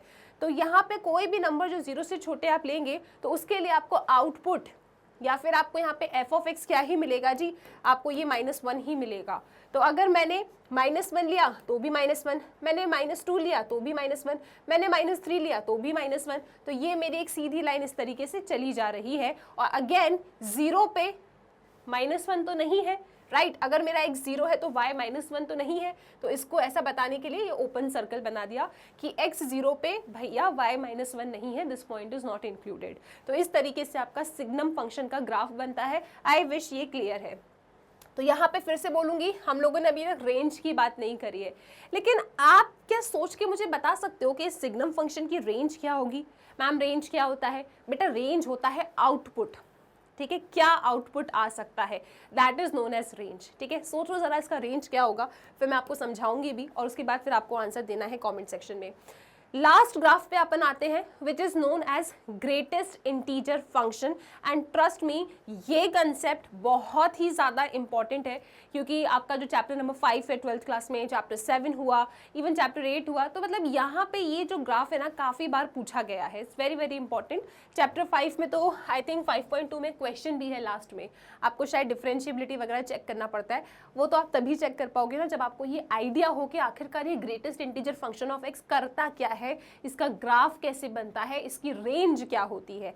ठीक है, तो अभी फिलहाल हम इसको थोड़ा समझेंगे। और इसके ग्राफ जो इस तरीके से दिख रहा है, एक सीढ़ी लग रही है ना, यहाँ चढ़े फिर इधर गए फिर इधर इधर इधर, तो एक स्टेप फंक्शन है ये। तो आखिरकार ये बना कैसे, इसको डिस्कस कर रहे हैं। और यहाँ पे आप देख रहे हो यार कहीं कहीं इस तरीके के डॉट है और कहीं ऐसे सर्कल है, तो ये जो पूरे सॉलिड डॉट है ना, इसका मतलब ये इंक्लूडेड है, और जो ये सर्कल है इसका मतलब ये पॉइंट इंक्लूडेड नहीं है। ठीक है, चलो अब आखिरकार ये ग्राफ बना कैसे और ये ग्रेटेस्ट इंटीजर फंक्शन हमको क्या सिखाना चाहता है, किस तरीके से ये वर्क करता है, वो हमको देखना है। जैसे हमने मॉड्यूलस फंक्शन को देखा था कि आप मॉड्यूलस फंक्शन में पॉजिटिव इनपुट डालो या नेगेटिव इनपुट डालो, output is always going to be positive. और वो पॉजिटिव कैसे होता है उसका पूरा रूल हमने देखा। अब हम देखेंगे ये GIF का क्या काम है। तो यहाँ पे सबसे पहले अगेन रियल फंक्शन आप ले रहे हो, तो f आपका r से r की तरफ जा रहा है, आपका फंक्शन है f of x is equal to greatest integer function of x, और इसको आप इस तरीके से बॉक्स के अंदर लिखते हो। पहले कुछ एग्जाम्पल से इसको समझते हैं और फिर अपने ग्राफ पे जाएंगे। तो यहाँ पे आप लोगों के लिए कुछ एग्जाम्पल्स हैं, आप यहाँ पे देख सकते हो। This is greatest integer function of x, यहाँ पे लिखा है 2.01। तो 2.01 का ग्रेटेस्ट इंटीजर फंक्शन क्या होगा? तो देखो इसके नाम पे नहीं जाना है आपको, आपको बस इतना याद रखना है, ग्रेटेस्ट इंटीजर मतलब ये आउटपुट हमेशा कैसा देगा, इसका आउटपुट हमेशा कैसा होगा जी, इसका आउटपुट हमेशा इंटीजर होगा। और इंटीजर्स क्या होते हैं ma'am? 0, positive numbers, ma'am negative numbers. ठीक है मैम, ये आपके इंटीजर्स होते हैं, नो डाउट, राइट? ठीक है, अब ग्रेटेस्ट इंटीजर फंक्शन हमेशा आउटपुट क्या देता है? इंटीजर देता है। ठीक है, इंटीजर कैसे होते हैं? इस तरीके के 0 1 2 3 -1 -2 -3। ठीक है, 2.01 इंटीजर है क्या? नहीं है ना, इट इज नॉट इंटीजर। ठीक है, ठीक है, कोई बात नहीं। तो आप बताओ कि क्या GIF होगा 2.01 का? ठीक है, 2.01 का क्या ग्रेटेस्ट इंटीजर फंक्शन होगा, इसका आंसर क्या होगा ये आपको बताना है। We know that GIF always gives the output as integer. तो ये 2.01 है, ठीक है। तो इसका आउटपुट क्या होगा? मैम ने कह दिया इंटीजर तो है। अब कोई भी अगर मान लो ऐसे ही गैस करेगा ना, तो इसका 2 ही आंसर दे सकता है। या तो कोई बच्चे 2 कह रहे होंगे आंसर, या तो कोई बच्चे 3 कह रहे होंगे कि मैम 2.01 का जो आंसर होगा, जो ग्रेटेस्ट इंटीजर फंक्शन है, वो या तो 2 है या तो 3 है। 2 ही तरीके के आंसर मैं एक्सपेक्ट कर रही हूँ कि आप लोग चिल्ला के बोल रहे होगे। अब मैं आपको बता दूं, इसका आंसर 3 तो नहीं है, इसका आंसर है 2, ठीक है। ग्रेटेस्ट इंटीजर फंक्शन बेसिकली जब आप इसका आंसर लिखते हो तो आप जो भी नंबर यहाँ लिखा है इससे जस्ट छोटा इंटीजर लिखते हो, दैट्स इट। कोई राउंड ऑफ वाउंड ऑफ नहीं करना है आपको। यहाँ पे सिर्फ आपको जो भी नंबर लिखा है, ठीक है, अगर डेसिमल में लिखा है तो आप उस नंबर के आसपास में जो भी छोटा इंटीजर होगा उस छोटे इंटीजर को लिखते हो। तभी मैंने लिखा है this greatest integer is less than और इक्वल टू x। ये जो भी x है इसका आउटपुट क्या होगा जी? इस नंबर से छोटा इंटीजर, ठीक है, इस नंबर से छोटा इंटीजर। तो 2.01 है, ठीक है। आप तो बस इतना याद रखो कि व्हाट इज GIF ऑफ 2.01? 2.01 के आसपास में सबसे छोटा इंटीजर 2, ठीक है। मैम 1 भी तो हो सकता है, नहीं, उसके जस्ट छोटा चाहिए आपको, ऐसा पीछे पीछे नहीं जाना है आपको। सो 2.01 है तो इसका छोटा इंटीजर क्या होगा जी? इससे छोटा क्या होगा? 2 होगा। क्लियर है? बस इतना समझो आप, बाकी इसके नाम पे मत जाओ, ठीक है। 3 नहीं होगा इसका आंसर, ठीक है। सो इसका आंसर क्या आया जी? 2 आया। क्या आप में से कोई बच्चा मुझे बता सकता है कि 2.9 का GIF क्या होगा? इसका आंसर अगेन 2 होगा। इस नंबर के आस पड़ोस में सबसे छोटा इंटीजर, मतलब इसी के आस पड़ोस में, बहुत पीछे नहीं जाना आपको। तो 2.9 अगर यहाँ पे है, देखो 2.9 कहाँ होगा? 2.9 यहाँ होगा, ठीक है, 2.9 यहाँ होगा। तो इसके आस पड़ोस में या तो ये है या तो ये। तो छोटा कौन है जी? छोटा ये है। तो 2 इज द आंसर, ठीक है। तो इसका आंसर भी 2 होगा। 2.99 का GIF क्या होगा? अगेन 2 होगा। आपको छोटा इंटीजर ही लिखना है, ठीक है। तो 2.99 यहाँ है तो भैया यहाँ या यहाँ, छोटा कौन है? ये, छोटा ही आंसर लिखना होता है। फिर बात करते हैं 3 का GIF क्या होगा? ये तो परफेक्ट इंटीजर ही है। परफेक्ट इंटीजर मतलब क्या? इंटीजर है ना ये, तो इसमें तो कोई समस्या नहीं है, कोई डेसिमल नहीं है। तो बस आप 3 ही लिखोगे यहाँ पे, कुछ नहीं करना आपको इसका, ठीक है। क्लियर है? -1.3 का GIF क्या होगा? याद रखिएगा, -1.3 छोटा इंटीजर लिखना है आपको। छोटा लिखना है मतलब हमेशा लेफ्ट हैंड साइड जाना होता है। जैसे 2.9 था तो लेफ्ट हैंड साइड गए, 2 था इंटीजर। -1.3 यहाँ पे कहीं होगा, लेफ्ट हैंड साइड जाइए, छोटा इंटीजर क्या मिलेगा आपको? -2 मिलेगा। तो यहाँ पे आउटपुट आएगा -2। कोई ऐसा तो नहीं था -1 चिल्ला के कह रहा हो, -1 तो बड़ा हो जाएगा ना, है ना। लेफ्ट हैंड साइड में जाना है, छोटा लिखना है तो लेफ्ट हैंड साइड में जाना है। तो जब यहाँ पे 2 और 3 के बीच में 2.9 आया था तो 2.9 का GIF मैंने क्या कहा? 2 कहा, लेफ्ट हैंड साइड गए। यार -2 छोटा होता है ना, क्लियर है ना सबको। इसी तरीके से -1.3 है तो इसका GIF क्या होगा जी? इसका GIF -2 होगा। तो ये आपको समझ में आया? आप ये देख रहे हो इसका आउटपुट क्या है? इसका आउटपुट हमेशा इंटीजर होता है, ठीक है। क्लियर है सबको? अब हम इसका ग्राफ बनाना सीखेंगे। तो इसका ग्राफ हम कैसे बनाएंगे? हम खुद से कुछ केसेस बनाएंगे। We know f of x का मतलब y होता है। So y is equal to f of x is equal to greatest integer function of x। तो सबसे पहले मैं आपसे कहूँगी कि अगर मेरा x 0 और 1 के बीच में है, सॉरी 0 से बराबर है या बड़ा है लेकिन 1 से छोटा है, कैसे? ऐसे इमेजिन कीजिए, दिस इज 0, दिस इज 1, ठीक है। मैं कह रही हूँ कि मेरा x जो है या तो 0 है या फिर 0 से बड़ा है, लेकिन x मेरा 1 से छोटा है, मैंने 1 को इंक्लूड नहीं किया है, ठीक है। तो मेरा x क्या क्या हो सकता है जी? मेरा x हो सकता है 0, ठीक है, मेरा x हो सकता है 0.1, मेरा x हो सकता है 0.9, इस तरीके से, ठीक है। तो यहाँ पे मैंने अपने x कैसे लिए हैं? 0 के बराबर या तो 0 से बड़ा लेकिन 1 से छोटा, मतलब इस वाले रेंज में। इस वाले रेंज में अगर मैं कोई भी नंबर उठा लूँ, इस वाले रेंज में मैं कोई भी नंबर उठा लूँ तो उसका GIF मुझे क्या मिलेगा? रख के देखो ना, अगर आपने x 0 लिया तो GIF ऑफ 0 इज 0 ओनली, ठीक है। अगर आपने 0.1 लिया तो 0.1 यहाँ होगा, आपको हमेशा लेफ्ट हैंड साइड जाना है, जस्ट छोटा इंटीजर क्या होगा, 0 ही होगा। अगर आपने 0.9 लिया, ये रहा 0.9, तो 0.9 का GIF क्या होगा, हमेशा आपको लेफ्ट में जाना है, तो क्या आ रहा है 0। तो यार 0 से 1 के बीच में वेयर 1 इज नॉट इंक्लूडेड, हमेशा GIF मेरे को 0 ही मिलेगा।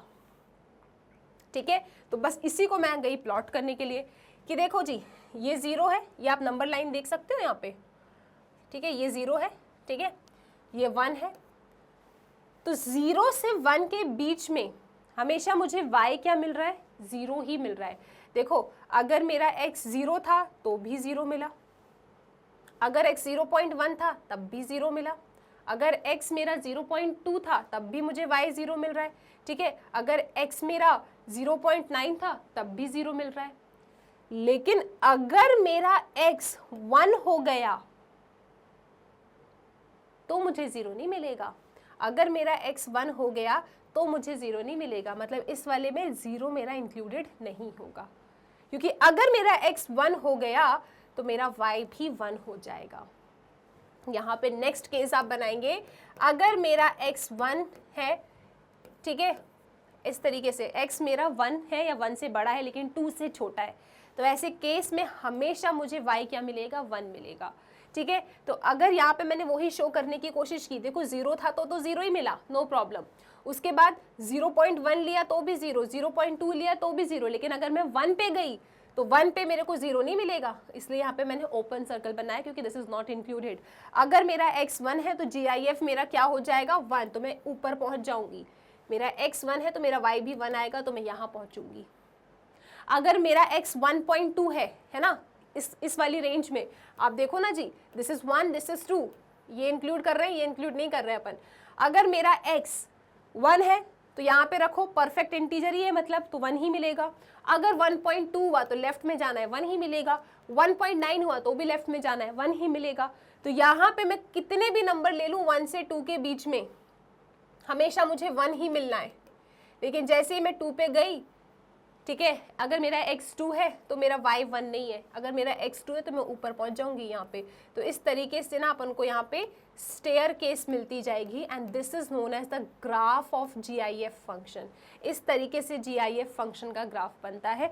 अगर मैं इसको कंप्लीट करूँ तो यहाँ पे लिखूंगी, अगर मेरा x 2 और 3 के बीच में है तो आउटपुट इज 2 ओनली। यहाँ पे अगर मैं लिखूँ कि अगर मेरा x -1 से 0 के बीच में है, ठीक है, तो हमेशा -1 ही मिलना है। ठीक है, अगर मेरा x -2 से -1 के बीच में है तो हमेशा मुझे -2 ही मिलना है। तो इसी तरीके से बेटा आपने यहाँ पे ये पूरा ग्राफ कंटिन्यू किया है। ठीक है, अगर मेरा x greater than equal to -1 है लेकिन लेस देन 0 है तो आपको ये ही मिलेगा, इस तरीके का। फिर -2 एंड -1 के बीच में आप देख सकते हैं कि मेरा x -2 से बड़ा है या -2 के बराबर है लेकिन -1 से छोटा है, तो यहाँ पे तो इस तरीके से आपको ये सीढ़ी मिलती जा रही है। This is known as GIF of greatest integer function of x। कैसे इसको ओपन करना है, कैसे इसको सॉल्व करना है, आई होप ये क्लियर है। अब चलते हैं बड़े ही इंपॉर्टेंट टॉपिक पे। अब हमें डिस्कस करना है रियल वैल्यूड फंक्शन। देखो ये आपके लिए नया नहीं है, अभी तक मैंने आपको जितने भी फंक्शंस के ग्राफ बताए ना, हम लोग रियल फंक्शंस या रियल वैल्यूड फंक्शन के बारे में ही चर्चा कर रहे थे। So real valued function basically ये होता है कि अगर आपका फंक्शन f है जो a से b के तरफ जा रहा है, अगर ये b आपका सबसेट है रियल नंबर्स का या फिर पूरा रियल नंबर्स ही है, तो this is known as real valued function. और यही फंक्शन मेरा रियल फंक्शन कहलाता है जब इस फंक्शन में मेरे a एंड b, ठीक है, मेरा डोमेन एंड को डोमेन दोनों ही कैसे हो, सबसेट हो रियल नंबर्स के। तो रियल वैल्यूड फंक्शन क्या है, जब आपका कोडोमेन सबसेट हो रियल नंबर्स का। और रियल फंक्शन क्या होते हैं, रियल फंक्शन तब कहलाता है जब आपका डोमेन एंड कोडोमेन दोनों ही सबसेट हो R के। ठीक है, और ये कोई नई चीज़ नहीं है, अभी तक आपने यहाँ पे जितने भी ये फंक्शंस देखे they all were real functions. आप चेक कर सकते हैं सबका डोमेन कोडोमेन कैसा था, रियल फंक्शन था। राइट, क्लियर है सबको, R के सबसेट थे या फिर R ही थे टोटल, तो they all were real functions. ठीक है, अभी तक मैंने इन फंक्शंस के ना रेंज के बारे में चर्चा नहीं करी, मैंने सिर्फ और सिर्फ आपको डोमेन बताया और कोडोमेन बताया। अब आप लोग सोच रहे होंगे मैम ये डोमेन क्या होता है। देखो नॉर्मली अभी आपने मैपिंग के थ्रू बताया मैम कि अगर कोई फंक्शन ए से बी की तरफ है तो जो पहला सेट होता है that is known as domain, जो दूसरा सेट होता है वो कोडोमेन होता है, और कोडोमेन में जिन जिन के कनेक्शंस थे वो सब आपके रेंज हो जाते हैं। लेकिन मान लो मैम कि अब ना हमको कोई डेफिनेशन दे रहे हैं फंक्शन की ये लोग इस तरीके से और बोलते हैं कि जल्दी से हमको डोमेन बताओ, तो हम डोमेन कैसे बताएंगे। तो बेसिकली हम इस सेशन में यही सीखने वाले हैं, how to find domain of real functions, and this topic is very important. आपके क्लास 12th में जब आप चैप्टर नंबर 2 पढ़ोगे इनवर्स ट्रिग्नोमेट्रिक फंक्शन, वहाँ पे थोड़ा बहुत ना इसका यूज आ जाता है, इसीलिए मैं आपको एक बार फिर से ये रिकॉल करा रही हूँ। ठीक है, बहुत शांति से सुनना, सब समझ में आ जाएगा। देखो अगर मैं इस थ्योरी को रीड ना करूं और आपको एकदम अपनी लैंग्वेज में बताऊं डोमेन का मतलब क्या होता है, तो डोमेन का मतलब होता है इनपुट। ठीक है, अभी आप बस इतना समझें, डोमेन का मतलब होता है ऑल पॉसिबल इनपुट। मतलब क्या, डोमेन का मतलब होता है set of all the values of x for which your function is defined.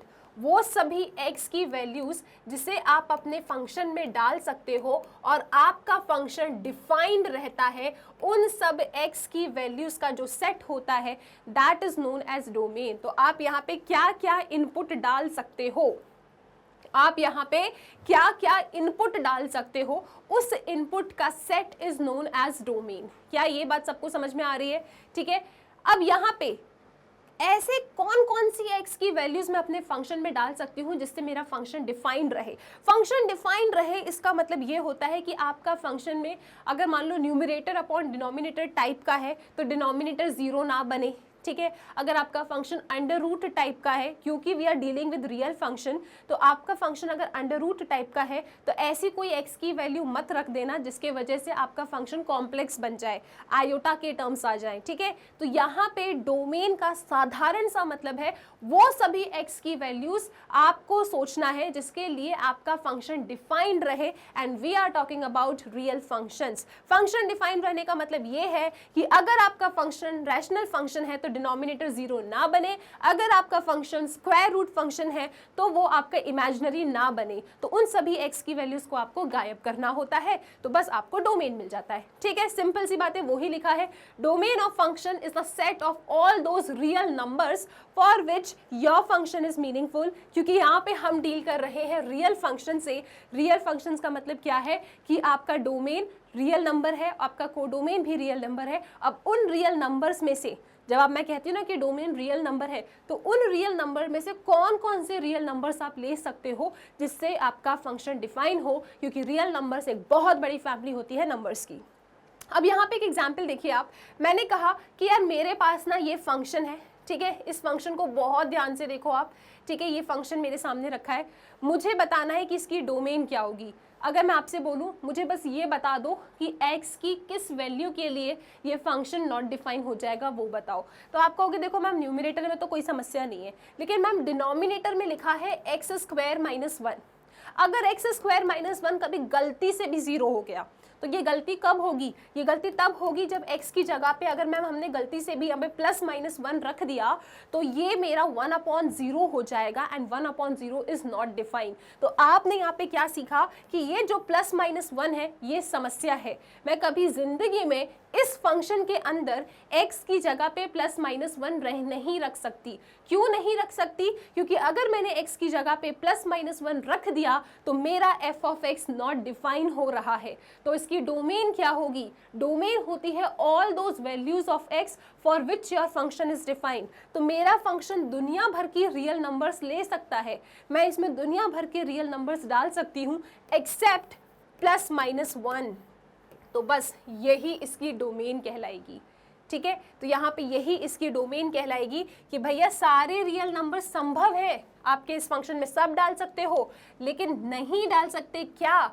-1 और 1 नहीं डाल सकते आप। ठीक है, तो उसको ऐसा ना लिख के आप ऐसा लिखेंगे कि आप +1 और -1 को छोड़ के, ठीक है, -1 एंड +1 को छोड़ के दुनिया भर के रियल नंबर्स डाल दो, आपका फंक्शन डिफाइन रहेगा और ये इसकी डोमेन हो जाएगी। तो साधारण सी भाषा में आपको बस इतना याद रखना है, डोमेन का मतलब ये होता है वो सभी x की वैल्यूज जिसके लिए आपका फंक्शन डिफाइन रहे। इसका मतलब क्या है कि अगर आपका function numerator upon denominator type का है तो denominator should not be equal to 0।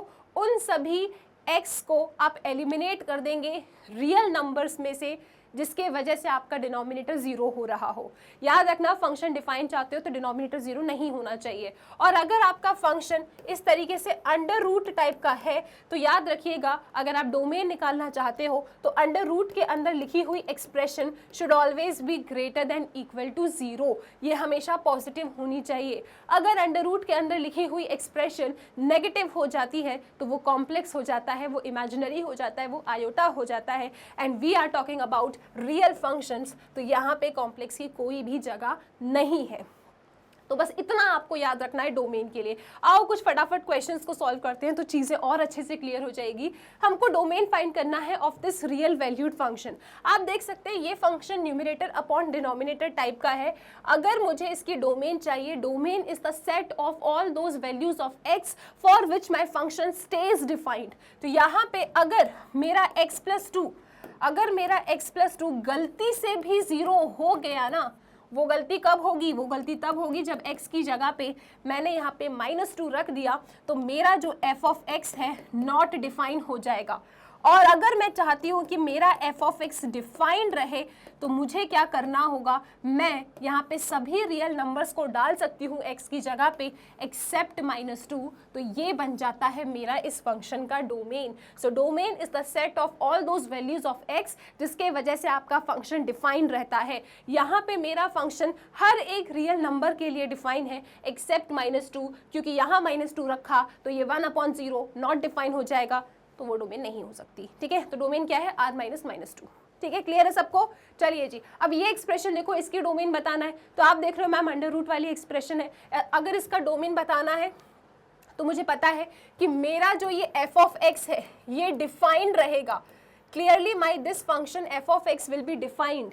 ये कब डिफाइंड रहेगा? ये तब डिफाइंड रहेगा जब अंडर रूट के अंदर लिखी हुई एक्सप्रेशन, यहाँ पे लिखोगे आप लोग for f of x to be defined, है ना जी, for f of x to be defined, क्योंकि हम डोमेन में क्या सोच के चलते हैं? वो सभी x की वैल्यूज जिसके लिए मेरा फंक्शन डिफाइंड हो। मैं यहाँ पे वही कह रही हूँ कि अगर मैं चाहती हूँ कि मेरा फंक्शन डिफाइंड रहे तो अंडर रूट के अंदर लिखी हुई expression should be greater than equal to 0। ठीक है, अब यहाँ पे ये एक क्वाड्रेटिक टाइप की एक्सप्रेशन है। ठीक है, इसको जब इनइक्वालिटी में आपको सॉल्व करना होता है सो ऑलवेज यहाँ पे आप उसके फैक्टर्स बनाओ। ऐसा मत करना कि उसको उठा के वहाँ ले गए फिर सॉल्व कर रहे हो ना, आप इसके फैक्टर्स बनाइए। तो इसके जब फैक्टर्स बनाओगे तो ये 4 - x और ये 4 + x बनेगा and this is greater than equal to 0। अब x की क्या वैल्यूज होनी चाहिए? अब इसको कैसे सॉल्व करना है? तो इसको सॉल्व करने के लिए हम बनाएंगे नंबर लाइन। ठीक है, हमें नहीं पता इसको कैसे सॉल्व करना है, मैं आपसे कह रही हूँ नंबर लाइन बनाओ। ये मेथड बहुत यूज़ करेंगे हम लोग आगे चैप्टर्स में। ठीक है, तो आप लोग अभी सीख लो। अब मुझे इसको सॉल्व करना है, हाउ टू सॉल्व दिस। तो मन ही मन आपको इतना याद रखना है कि यहाँ पे जो भी नंबर्स लिखे हैं इनको मन ही मन 0 से इक्वेट करो। अगर मैंने इसको 0 से इक्वेट किया तो मेरे को 4 मिलेगा, अगर मैंने इसको 0 से इक्वेट किया तो मुझे -4 मिलेगा। ऑल गुड, नंबर लाइन पे इस पे सजा लिया। यहाँ पे डेफिनेटली -∞ होगा, यहाँ पे डेफिनेटली +∞ होगा। अब मुझे क्या करना है ना, अब मुझे रैंडमली इन सभी सब इंटरवल में से कुछ पॉइंट को उठाना है। सो -∞ -4 में मैंने एक नंबर उठाया -5 और यहाँ पे x की जगह पे -5 में रख के चेक करूंगी कि मुझे क्या मिलता है। -5 यहाँ रखा तो ये पॉजिटिव हो जाएगा, -5 यहाँ रखा तो ये नेगेटिव हो रहा है। And positive into negative is negative, लेकिन हमको कैसा चाहिए? हमको तो पॉजिटिव चाहिए, यहाँ तो नेगेटिव आ रहा है। ठीक है, हमने इसका साइन लिख दिया। फिर -4 और 4 के बीच में हमने कोई नंबर उठाया, सपोज 0 उठा लिया। 0 नहीं उठाना, चलो 1 उठा लो। एक काम करो, अगर मैंने 1 उठाया तो ये तो पॉजिटिव ही आएगा, 1 यहाँ रखने पे, यहाँ रखेंगे तो भी पॉजिटिव आएगा और हमको पॉजिटिव ही चाहिए था, ये पॉजिटिव हो रहा है। इसके बाद 4 से इन्फिनिटी के बीच में हमने कोई नंबर उठाया, सपोज 5 उठा लिया हमने। ठीक है जी, तो यहाँ पे अगर 5 रखेंगे तो नेगेटिव, यहाँ पे रखेंगे तो positive, negative into positive is negative. हमको तो पॉजिटिव चाहिए था, हमारे पास नेगेटिव आ रहा है। हमको कैसा चाहिए था? हमको ओवरऑल चाहिए था पॉजिटिव। तो आप देखिए कहाँ पॉजिटिव आ रहा है? पॉजिटिव आ रहा है इस वाले इंटरवल में। तो इसका जो डोमेन होगा वो क्या होगा? x belongs to -4 to 4। इस इंटरवल में आप कोई भी x ले लेंगे ये जिंदगी भर पॉजिटिव होगा, तो इसकी डोमेन क्या होगी? Closed interval -4 to 4। I hope ये क्लियर है।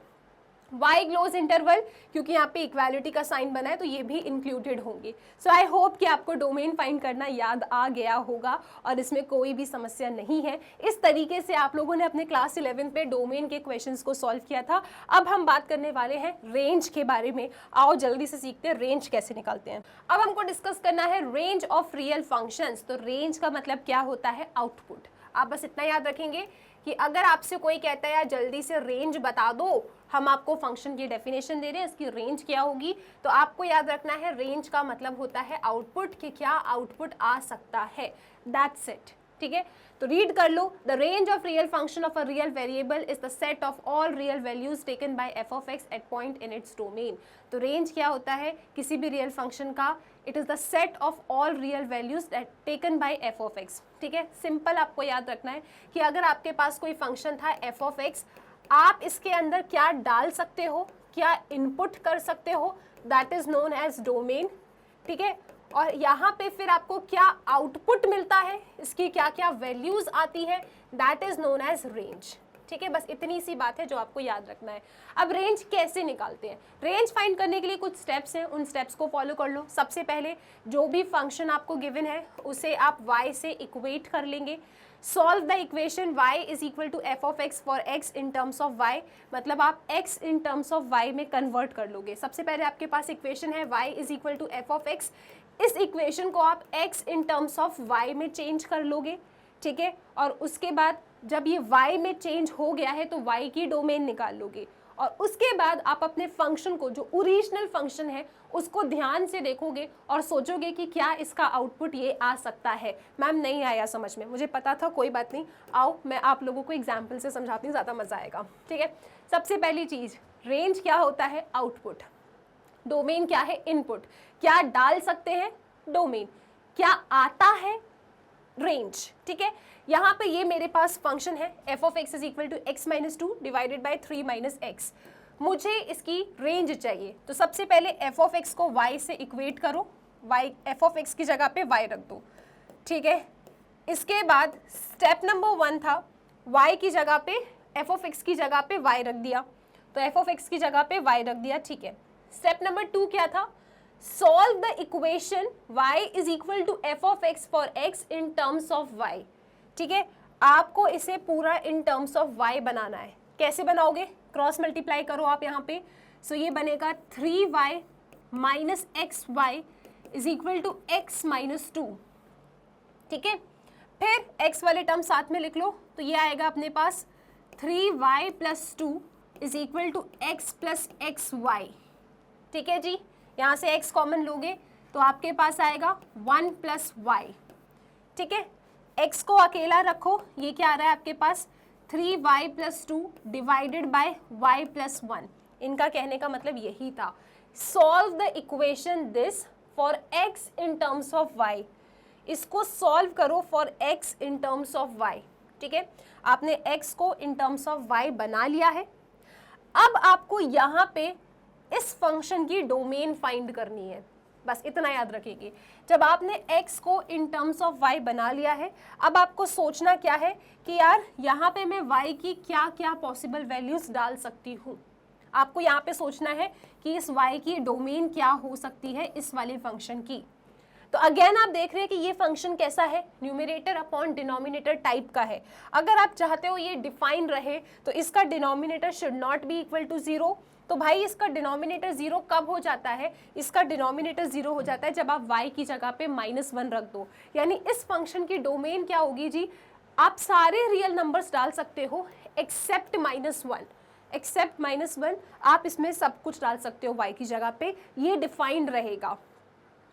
और पता है मजे की बात क्या है? यही आपकी रेंज है। ठीक है मैम, आपने कहा था कि डोमेन फाइंड करने के बाद आपको अपने फंक्शन को देखना है, उसकी डेफिनेशन। क्या इसके लिए ये डिफाइन रहेगा? हाँ, ये डिफाइन रहेगा। तो इसकी रेंज क्या आ रही है? इसकी रेंज यही आ रही है। कुछ समझ में आया क्या हुआ? रेंज फाइंड करने के लिए आपका जो भी फंक्शन है एफ ऑफ एक्स की जगह पे y रखो, x in terms of y लेकर आ जाओ। ये अपना सीक्रेट है, ये आपको एग्जामिनर को नहीं बताना। आपने x in terms of y लेकर आ गए, अब आप इस फंक्शन की डोमेन निकालो। तो इसकी डोमेन क्या आ रही है भाई, सारे रियल नंबर्स चलेंगे एक्सेप्ट -1। -1 रखने पे ये परेशानी में फंस जाएगा, ये नॉट डिफाइन हो जाएगा। तो मैंने इसकी डोमेन ही लिखी, क्या, ऑल रियल नंबर्स एक्सेप्ट -1। और फिर ये जो है चेक किया कि यहाँ पे वैलिड है, हाँ बिल्कुल वैलिड है, चल जाएगा। तो इसका मतलब क्या है, इसकी रेंज क्या है, R-1। क्लियर है सबको? तो ये इसकी रेंज आ रही है, इसका आउटपुट हमेशा आपको ऐसा मिलेगा। आपको सारे रियल नंबर्स इसका आउटपुट मिल सकता है।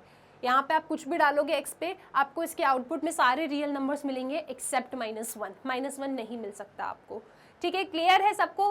तो ये हो गया आपके इस क्वेश्चन का रेंज। और यहाँ पे हमने स्टेप नंबर 3 में क्या कहा था, find the values of y for which the values of x obtain from x is equal to psi y are real and in the domain of f। ठीक है, उसके बाद यही को हम कहते हैं रेंज ऑफ f, इसी को हम क्या कहते हैं, this is range of f। I hope ये पॉइंट क्लियर है। एक और क्वेश्चन लेते हैं, इसका भी रेंज निकालते हैं। तो सबसे पहले रेंज निकालने के लिए क्या करेंगे, आपका ये जो भी फंक्शन है f ऑफ x को y से रिप्लेस कर दोगे, तो ये कुछ इस तरीके का आ रहा है। अब ये अंडर रूट वाला फंक्शन थोड़ा स्पेशल होता है। ठीक है, अब इस अंडर रूट को मुझे गायब करना है। कैसे गायब करूँ, स्क्वायरिंग बोथ द साइड। तो मैंने दोनों तरफ कर दिया स्क्वायरिंग, तो ये मुझे कुछ इस तरीके का मिल गया।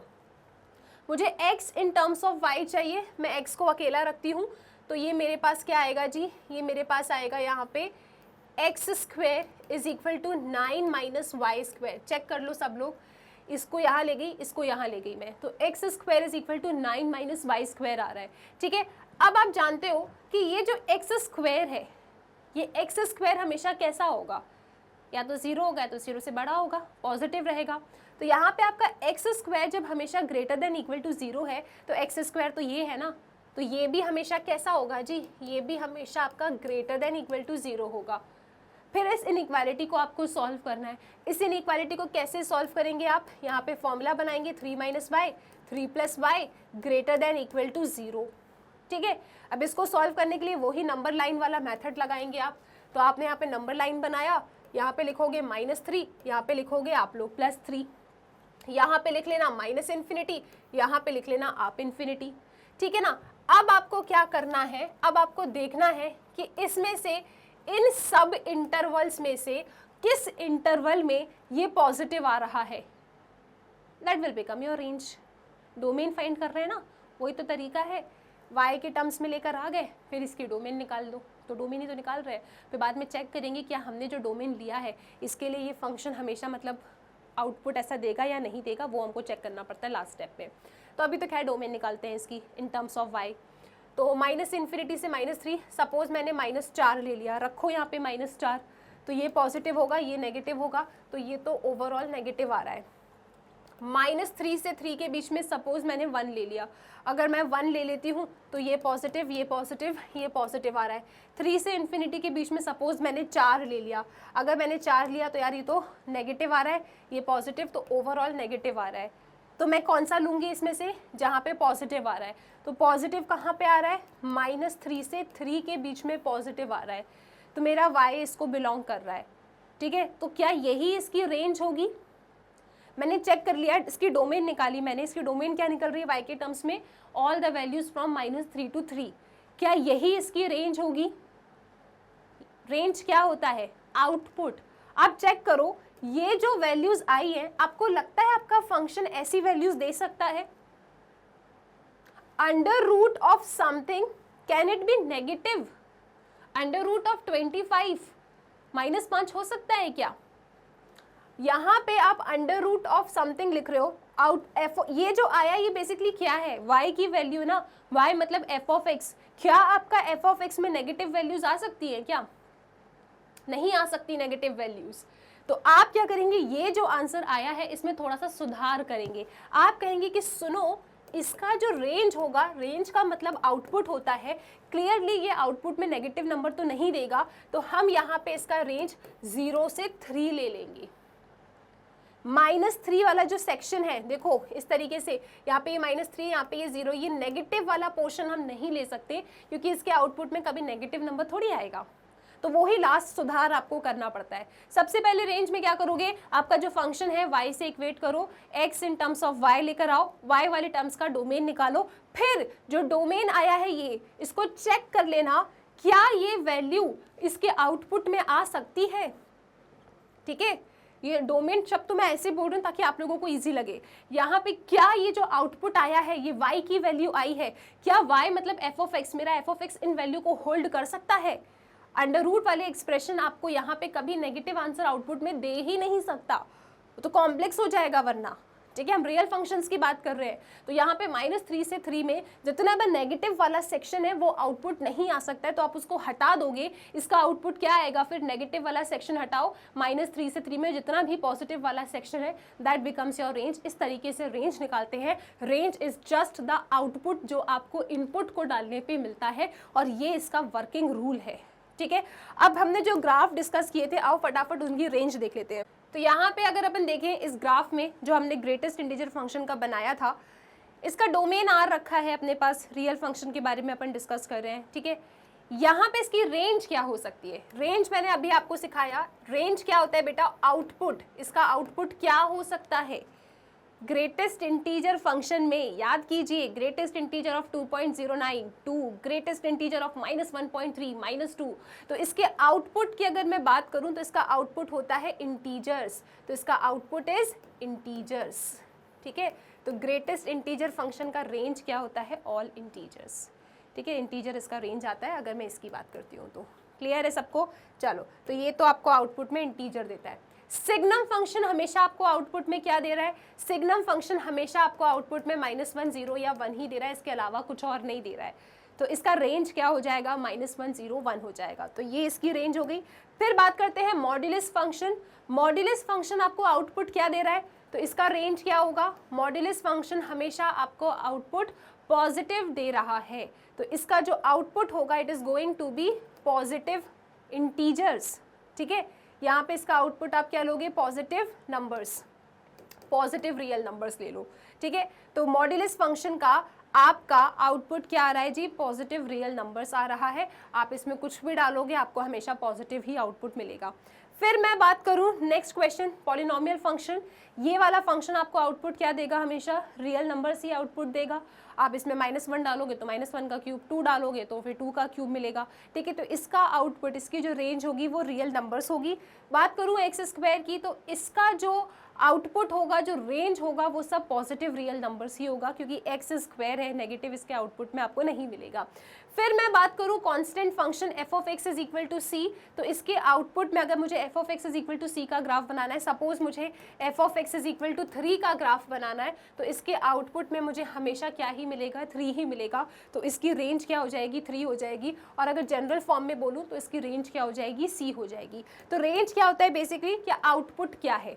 आइडेंटिटी फंक्शन में यहाँ पे मुझे क्या मिलेगा? रेंज। यहाँ पे रेंज मुझे मिलेगा ऑल रियल नंबर्स। मैं यहाँ पे कुछ भी डालूँ इनपुट, मुझे हमेशा आउटपुट में रियल नंबर्स ही मिलेगा, क्योंकि we are dealing with real functions. तो ये इन फंक्शंस के, इन ग्राफ के हम लोगों ने क्या चेक कर लिया? रेंज चेक कर लिया। आई होप डोमेन, रेंज, को डोमेन, ये सारे ग्राफ आपको, ये सारे कंसेप्ट क्लियर हैं। इसके साथ हम लोगों ने फंक्शंस को पूरा अच्छे से देख लिया है।